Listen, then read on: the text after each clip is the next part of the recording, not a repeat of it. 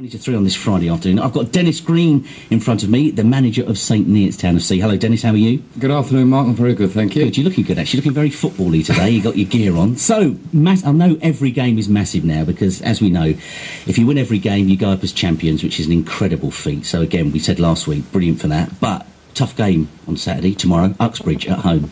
Yeah, I mean, we only played them about 2.5 months ago away from home on a Tuesday night. It was quite frosty and they probably gave us our toughest test so far away from home. It was a real tough game. I mean, I know we've lost 1 or 2 away from home, but they're games we didn't deserve to lose. But that Uxbridge game was that they're a big, strong side. They deserve to be where they are on the table. They're having a great season. So on paper, when you look at the fixtures we've got, you look at Uxbridge and Biggleswade, that are our main threats to drop some points. So it's a real important game for us this week. Yeah, because they're only 5th in the league, and looking at the table, you know, a couple of good wins going their way, and they'll be 3rd quite easily. Yeah, they've certainly got a chance to certainly be in the top 5. If they get any higher than 5th, they'll be pleased with that. But I think they'll just be happy with getting in the playoffs. They've had a great run, and it's going to be a big test. How many go up?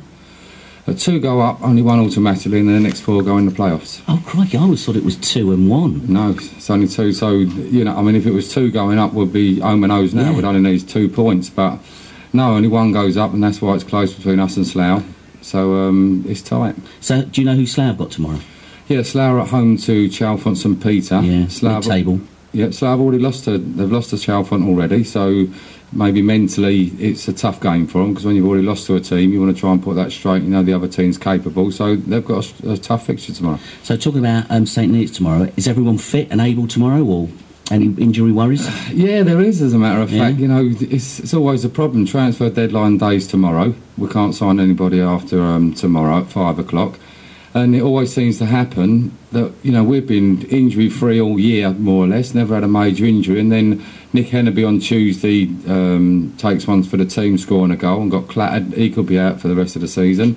Shane Tolley last night got injured in training. He's really doubtful for tomorrow. You know, he could be maybe out for a few weeks.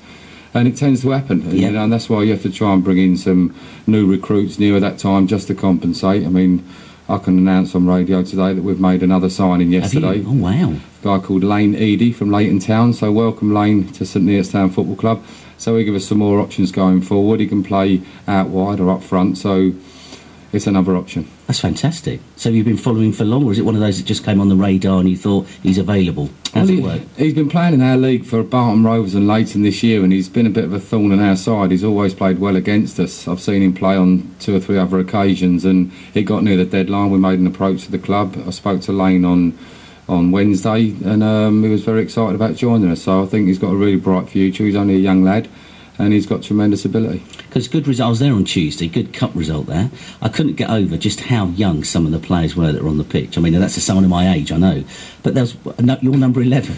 He looked, bless his little cotton socks, he did look very young. What's the sort of average age of, like, the reserve team, if you like, all the players that you bring in through? I mean, we haven't got a reserve team, but our youth team is very strong. That number 11, funny enough, is my nephew. Is it? That's Aaron Greene. Right. He's only just turned 17, and he does look quite young. Cracking little player, though. Cracking little player, but on Tuesday, I mean, the young lads were a credit. I mean, you'd have thought you was at a first team game. You know, they played like the way the first team did. They showed loads of composure, passed the ball really well. But in that team on Tuesday, we had 9 players playing that had come through the youth team, or currently playing the youth team. There's 6 of them still playing in the youth team. So, yeah, they're a credit to the club, and hopefully some of them can progress. That's really good. I mean, that's obviously how you can, like any team, whatever level you're at, if you can bring players through, then it saves you a hatful of money as well, doesn't it? Yeah, I mean, we've thrown them into a quarter-final of a cup against the first team UCL club, and they've totally dominated the game. I mean, you was there. We've won by 2. It could have been more, but always in control. And for lads that are, I mean, there was 4 or 5 16-year-olds on the pitch that night, and the rest of them 17. They can't be no older than 18. So,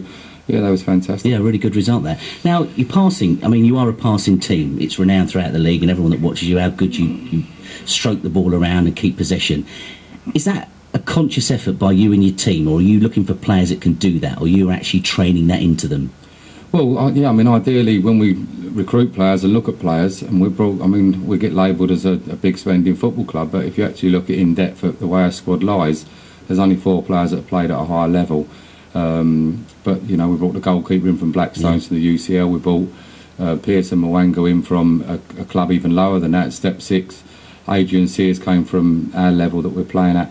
We try and find footballers that fit into our system. They've got to be comfortable on the ball for a start. in the right areas, and we've got to have steel in other areas like Adrian Sears. But yeah, I mean, all our coaching done by Tony Scully.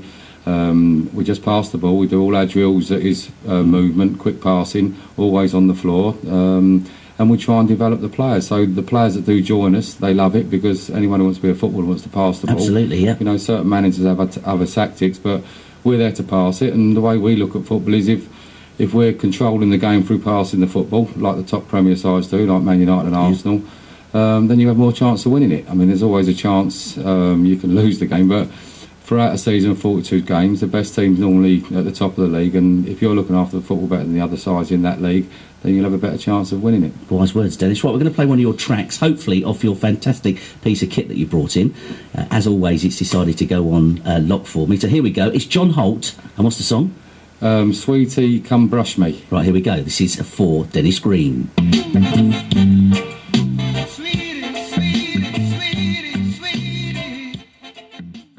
Dennis Greene in front of me, the manager of St Neots Town FC. As we know, top of the league, which is brilliant. Promotion does look possible. Let's not tempt fate. But there's so much going on at the club. It's not just football, is it, really? The development potential of what you're doing over there is brilliant, because you were saying off air, you've just not signed a deal, but you're joining forces with HRC, aren't you? Yeah. Yeah, I mean, the progression in the last 18 months, I mean, I've been there doing it, this is my second full season, so nearly 2 years, but since Mike Kearns has took over the club and Lee Kearns has become managing director, Lee along with Lucy are doing a fantastic job behind the scenes, and we've just recently, so you can call it, sign a deal with HRC. Next year they'll be training full-time at the football club and playing their matches at the football club. We'll have first refusal on their players. Wow. So any players coming through, we've got first picks for them, so they've now got a club they can associate with. That will run alongside our under-18s. We've just taken on under 16s, under 15s, under 14s, under 13s, so that'll all be running with us next year. So we're coming more now of a community club, and there's a better feel to it, and I think that's responded with the supporters that we've got. I mean, it's gone up quite a lot in the last month or two, and I think the town is now starting to warm to St Neots. Definitely, it's a buzz about the place. And it's reflecting, and what they've done, Lee and Lucy and Mike for the football club has been tremendous. Yeah, but that HRC thing's got to be good, because you're starting to build like a net now, aren't you, of players that you can look at low levels. In other words, not just low levels in standard, but low levels in age, I should say, and can bring them on in your academy. Is that what you're planning to do? In an ideal world, when you've got a youngster who's 16, you don't really know his full potential at that stage. I mean, obviously, when you sign someone 22, 23, you more or less know, but at 18, at 16, he could start Hunts Regional College, and within 2 or 3 years, he could be playing for Arsenal, West Ham, who knows? Absolutely. But if they can come through to our first team, and then we could sell them on, this all bodes well for the future. So with these players that you sell on, if you do, there's obviously got to be clauses in the contract, because they will be contracted to a point, won't they, for St Neots? Yeah, I mean, they'll be like academy scholars, so that they'll have a tie to the football club. Yeah. But clubs probably aren't really going to take them on until they're showing what they can do at the first team level, so the chances are they'll be 18, 19, and if we think a lot of them, they'll be under contract for our football club, and if they move on, then we'll be looking for maybe a small fee depending on the potential of the player, but certainly a sell-on clause. So if he goes to a Peterborough or an MK Dons, we would get a sell-on clause. If they put him on a 4-year contract and after 2 or 3 years he developed and went on to a bigger club, then we would get a percentage of that, fee. It's future as well, not just now. Yeah. That's the way it's got to be, I suppose. So you've got a team that's successful, back-to-back promotions, touch wood, which is fantastic on you and the club. How do you motivate your players? I mean, is it easy? It's got to be easy when they're winning, I suppose, is it? Yeah, I mean, it's one of them that, when you sign players, you've got to not only know what they're capable of, but you want to know what they're like as characters. Now, when you've got a team that's doing as well as we are in the league, the players should be self-motivational anyway. The job as a manager is just to keep the group together, keep them happy, make sure they know what they're doing with regards to set pieces and pattern of play, what we're looking to achieve, but they should be self-motivational. If you're top of the league and you've got to win 6 games to win a league or 5 games, they should have it within them to go and do that. I think as a manager, you've just got to try and keep the players happy. Make sure you have instincts or gut feelings. Sometimes they turn up on a Saturday. I might notice that one of them's got a coughing a little bit, that you might just think, I might give him a rest today. And you just make little decisions sometimes to get a gut feeling for, and hopefully that you get them right. But the motivation should be within the players. Well, I'd have thought that, but you know, you see the Premier teams, don't you, that are on vast amounts of money, lucky them, what dream job, as we all know, like in football.